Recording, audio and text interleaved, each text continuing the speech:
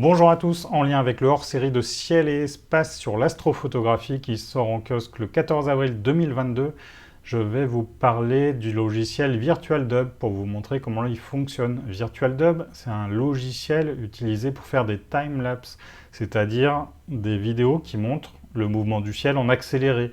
Donc le principe, c'est de prendre des photos les unes derrière les autres, en rafale par exemple, avec une télécommande, on prend un temps de pause de 30 secondes et puis on enchaîne les photos comme ça pendant des heures.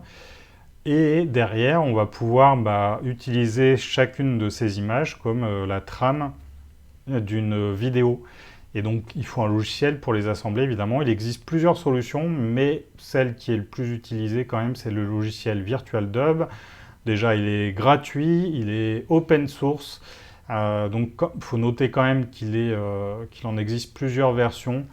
Là, j'ai une version 1.9.6 FR. Vous pouvez la retrouver dans un moteur de recherche, mais il en existe plein d'autres versions. L'avantage de celle-ci, c'est qu'elle est traduite en français. Depuis, il y a eu des évolutions, mais ça ne change pas grand-chose au principe fondamental de fonctionnement. Une fois qu'on est dans VirtualDub, il faut aller sur Fichier. Et alors, c'est assez simple d'utilisation, mais il y a quand même 2-3 pas non intuitifs. C'est-à-dire que pour ouvrir mes photos, il faut que je clique sur Ouvrir un fichier vidéo.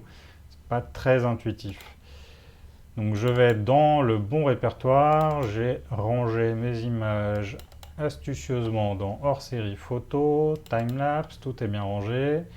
Et alors là, je ne vais pas chercher à sélectionner toutes mes photos, il suffit simplement que j'ouvre la première photo de la série. Donc ici la 0,70, avant c'était un autre temps de pause. Voici, et voilà. Donc là j'ai ma première image ouverte et en fait on voit en bas, en fait que le logiciel m'a ouvert toutes les autres photos de la série. Alors ma photo n'est pas en entier, mais si je fais un clic droit là je peux changer, voilà, je peux changer sa taille. Et en fait, à gauche, j'ai l'image d'entrée, c'est-à-dire l'image brute telle qu'elle est. Éventuellement, dessus, je peux faire des ajustements. On va voir comment. Moi, je ne conseille pas de les faire à ce stade-là dans le logiciel, mais en tout cas, c'est possible. Et à droite, on va avoir l'image de sortie, après avoir fait quelques réglages, si on souhaite faire des réglages. Donc les réglages, on peut les faire ici en allant dans Filtre. Donc là, par exemple, qu'est-ce qu'on va faire comme filtre Ah bah si, il y a un filtre quand même important à faire, ouais, c'est redimensionnement, parce que là j'ai une image qui est assez grande. Et si on veut transformer ça en format vidéo, par exemple, ici, on va mettre 1920 par 1080. Alors, c'est pas le ratio de l'image. Donc, on peut désactiver le ratio pour déformer légèrement l'image. Hop. Elle va être un peu écrasée dans la hauteur, mais visuellement, ça ne choque pas. Et donc voilà, là j'ai appliqué ce filtre-là, je peux très bien ajouter d'autres filtres.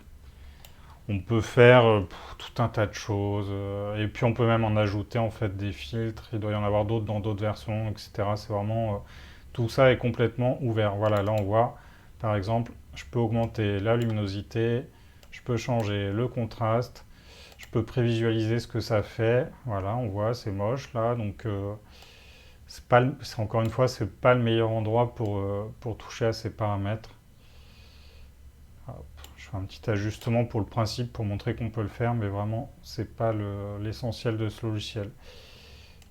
Voilà, donc là je lui dis OK, là il m'a réduit la taille de mon image, du coup, à un format vidéo. Donc là c'est l'image telle qu'elle sera en sortie. Bon, on voit que les coupoles sont un peu écrasées, mais sans plus. Sinon, on peut choisir de garder le rapport initial de la photo, hein, ça, il n'y a pas de problème, chacun fait ce qu'il veut. Ensuite, ce qui est utile pour générer une vidéo qui ne soit pas trop lourde, c'est d'aller télécharger un codec. Moi, j'utilise le codec Xvid. Il en existe plein d'autres des codecs, donc ça, vous installez ça sur votre ordinateur et ça va permettre de faire une vidéo compressée. Et donc là, dans le menu vidéo, on a quelque chose sur la compression, justement, et on peut aller choisir le codec installé. Donc là, j'ai le Xvid MPEG 4. Je peux éventuellement le configurer ici. Là, on peut faire plusieurs passes d'analyse de la vidéo. Là, si je veux aller vite, je vais rester sur une seule passe. Mais en général, je vais plutôt en faire plusieurs pour améliorer la qualité. Là, il y a plusieurs profils, je n'y touche pas. Par contre, ici, on a différents paramètres de qualité. Moi, je veux la qualité maximale. Déjà que la vidéo va être compressée, c'est pas la peine de dégrader encore plus sa qualité. Voilà, donc là tout est réglé et une fois que j'ai fait ça, en fait, c'est fini. Donc là, il suffit de faire enregistrer en AVI. Je vais mettre ça sur mon bureau, par exemple. Le temps de calcul, normalement, est relativement rapide.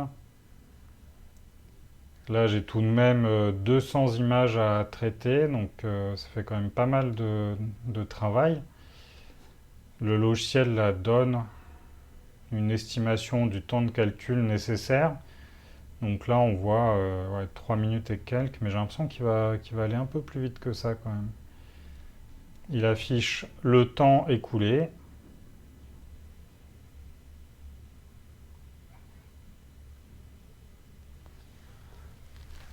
Voilà, là j'arrive à la fin de mon traitement. Là, le logiciel est en train de calculer les images. Il y a une chose que j'ai oublié de préciser. Il y a un réglage qui est important à faire dans VirtualDub, c'est le nombre d'images par seconde que l'on souhaite. Les standards cinéma, c'est 24, 25 images par seconde ou 30 images par seconde. On peut rester sur ces valeurs-là. Après, il faut avoir en tête que si notre séquence est un peu trop courte, ou alors si on a un phénomène dans le ciel qui est assez rapide, on va éventuellement vouloir aller en dessous de ces valeurs.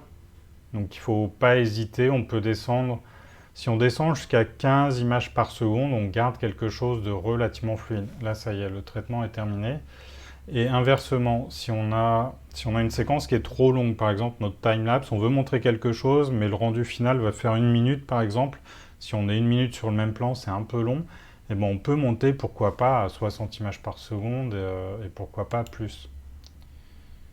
Voilà, ici dans mon menu, j'avais fréquence d'image. Par défaut, là, il était à 10 images par seconde. Donc là, effectivement, c'était pas assez rapide. J'ai oublié de régler ça. Donc hop, là je vais mettre 24 images par seconde par exemple.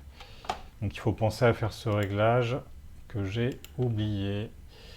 On va aller voir l'image, la vidéo résultante quand même, même si je me suis trompé sur la fréquence. Donc voilà, là on voit mon timelapse. On voit que même en étant à 10 images par seconde, ça reste quand même relativement fluide. Mais évidemment, il aurait été intéressant d'aller un petit peu plus vite. C'est pour ça que je disais, là, 10 images par seconde, on voit que c'est un petit peu saccadé. Dès qu'on passe à 15 images secondes, ça va mieux déjà.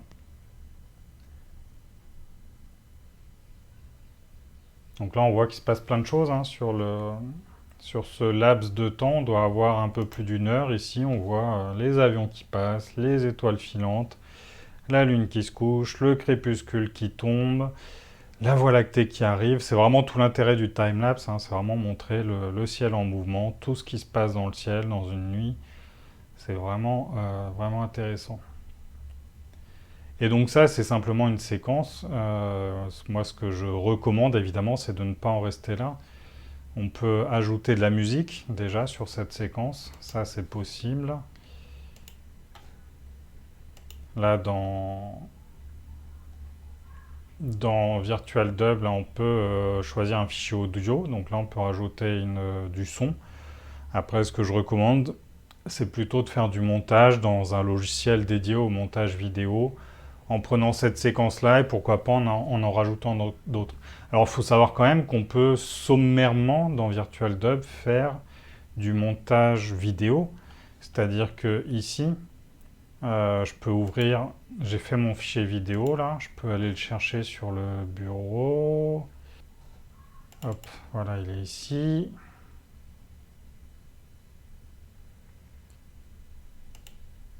Là, il faut que j'enlève mes filtres en fait. Hein. Il m'a réouvert la vidéo que j'avais fait.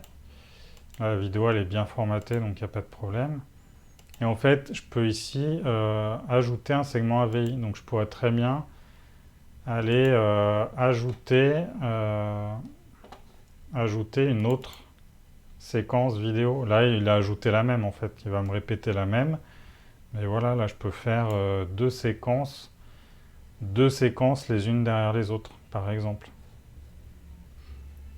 Et donc, on peut faire du montage sommaire comme ça. Après, pour moi, l'intérêt du montage, c'est aussi, pourquoi pas, d'aller rajouter de la vidéo et pas simplement tout faire à base de timelapse. Et là, si on veut mélanger du timelapse fait de cette façon avec de la vidéo, on est obligé d'aller vers des solutions de montage classiques type Premiere, etc., Final Cut.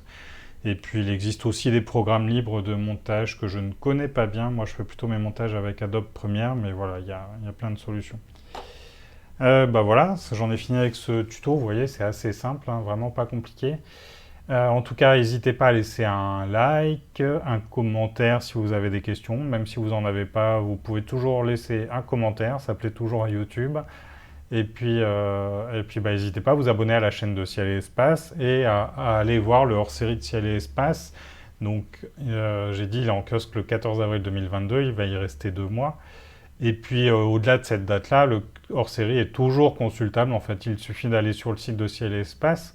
Il est disponible en version numérique et il peut même être commandé en version papier. Il sera disponible jusqu'à épuisement des stocks, tout simplement. Donc, pour un certain temps et un temps certain. À bientôt et bon ciel.